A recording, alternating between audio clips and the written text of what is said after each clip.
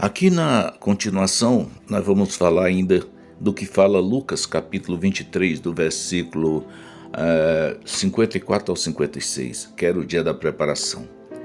Preparação para o cheboleal de lua e não o cheboleal semanal.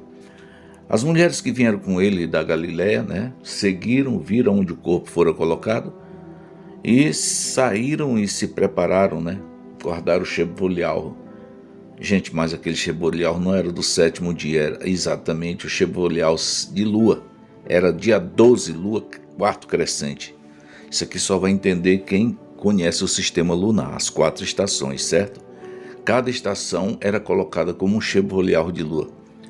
A nova no dia 4, a quarto crescente no dia 12, a cheia no dia 19 e a minguante no dia 27, tá?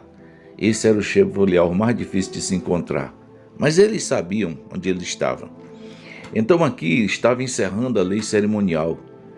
E ali conta que as mulheres foram, conferiram onde colocar o corpo. E elas saíram e prepararam, guardaram o cheboleal e prepararam aromas e bálsamos. Essa questão de preparar aromas e bálsamos, ela é muito importante você meditar nisso aqui. Por quê?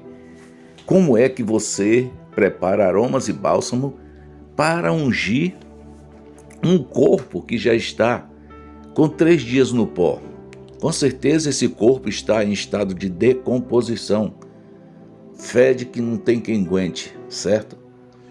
Mas o que acontece aqui é que ali tinham 2 mulheres certas de que Yahusha não ficaria no pó, certo? Uma porque viu Yahusha ressuscitar o irmão dela, que era Mauro, chamada Madalena. E a outra era a mãe dele. Ela estava certa de todo o trajeto de que Yahusha teria que passar. Sofreu muito, pois viu seu filho passando por uma situação muito humilhante. Qualquer pessoa se comovia, mesmo sabendo que teria que acontecer tudo aquilo ali. Mas Madalena viu o próprio Yahusha ressuscitar o seu irmão, que já estava dentro do 4º dia. Veja bem, tem plenitude nisso aqui. Ela disse, lá lhe disseram, já tem 4 dias que ele está. Não tinha 4 dias. Estava para se concluir o 3º e entrar no 4º dia. Isso era o que ela estava falando lá. Pois esse também era um sinal de Yahusha, da ressurreição dele. E lá ela disse, olha, mestre, ele já está fedendo, tem 4 dias, quer dizer, vai entrar para os 4 dias que ele está no pó. E Yahusha disse, ele não está morto, ele apenas dorme. E para surpresa maior dela, ela viu seu irmão ser ressuscitado.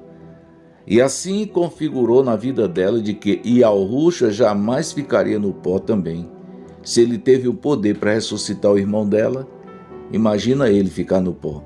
E isso foi que fez com que elas preparassem aromas e bálsamo. Agora o que elas não sabiam é que quando ele ressurgisse, ele já não traria mais as marcas dos açoites, tá? Dizem que as mãos estavam furadas. Não eram as mãos, eram os punhos, Foi foi bem entre os 2 ossos do braço que eles cravaram em cima dessa questão do pulso dele. Eles cravaram os cravos. Então ele ressurgiu e ela achava que ele ia sair muito machucado e por isso vamos preparar o aroma e bálsamo para ungir ele. Mas não precisou nada disso. A história é bem clara. Mas ela estava certa de que Yahusha ressurgiria dos mortos. Isso foi que fez ela preparar o aroma e os bálsamos para ele. Então lá na hora da ressurreição, ela estava lá na porta da caverna lá que botaram ele, chorando, quando Yahusha veio e disse, por que chora, mulher? Ela disse, o meu mestre, você não viu onde colocaram ele? Aí conheceu a voz, disse, essa voz é de Yahusha, é meu mestre. E se voltou, se disse, mestre, ele não me toque, ainda não subi para o meu pai, para o meu Abba, Então, queridos, a história é por aqui, tá? Maravilhosamente, isso aqui não está adulterado, é correto. E ele disse para ela, vai e avisa para os meus irmãos que eu vou estar com eles. Por que será que ele disse para ela não tocar nele? Com certeza ela estava no período menstrual, porque um outro texto diz que as mulheres já tinham chorado aos pés dele, tá? já tinham tocado nos pés dele. Mas eu creio que Madalena estava no seu tempo menstrual e ele disse: não me toque. Muito ela gostaria de abraçar os pés dele, de chorar, como ela já havia feito uma vez, mas dessa vez Yahushua não permitiu. Vai lá e avisa, se eu ainda não subi para o meu pai, para o meu Abba, né? Isso é muito bonito, pode ter certeza disso. E assim ela foi avisar eles. Mas, queridos, eu quero dizer que isso aqui é um retrato falado dos acontecimentos que aconteceu lá. E nós precisamos estar integrados nisso aqui, porque isso aqui é Emetiúl, isso aqui é verdade no popular. Então, Yahushua ensinou aos seus discípulos tudo o que era necessário para que eles praticassem depois que ele ascendesse ao Shual Mayal. Uma das coisas que muito também nos admira é que ele passou 40 Yaurmiul, quer dizer, 40 dias no deserto com 40 noites. E os discípulos não puderam estar com ele. Por quê? Porque ali era exatamente uma prova para a carne. E Yahushua estava provando como o ser humano poderia se salvar sem precisar da morte dele. Mas ele viu que não tinha condição. Lá no monte, né, das oliveiras, lá no jardim do Getsemane, ele falou para os três: vocês nem sequer uma noite vocês conseguem vigiar comigo? Poxa, ele viu a fraqueza do ser humano, o cansaço, o sono que abatia eles. E Yahushua certo estava, não tem jeito, ele tem que passar por isso. Mas a súplica dele foi antes: passa de mim esse cálice, ó Abba, mas contudo seja feita a tua vontade e não a minha. Digamos que ali Yahu dizia para ele: olha, não tem jeito não, eles não têm condição de ser salvos por si próprio, é necessário que haja assim o sacrifício. E assim foi, o sacrifício de sangue, o mais bem feito de todo o universo.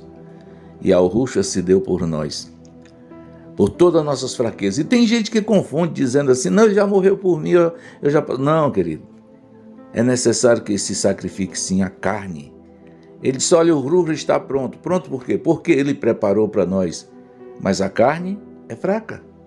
Então, se nós quisermos viver sem a lei, pode ter certeza que a carne não vai suportar, porque Yahushua tentou exatamente ver o que nós podíamos fazer, e eles guardavam a lei, pode ter certeza, ainda nos parâmetros cerimonial, mas Yahushua sabia que eles faziam tudo que estava ao seu alcance para guardar a lei. Andou com ele, tinha que guardar a lei, tá? Porque ele guardava, ele não foi transgressor, mas ele sabia que havia que ter uma purificação. E aí que está, que muita gente fica equivocada aqui dizendo: não, uns dizem assim: Jesus já morreu por mim, já pagou o preço do meu pecado.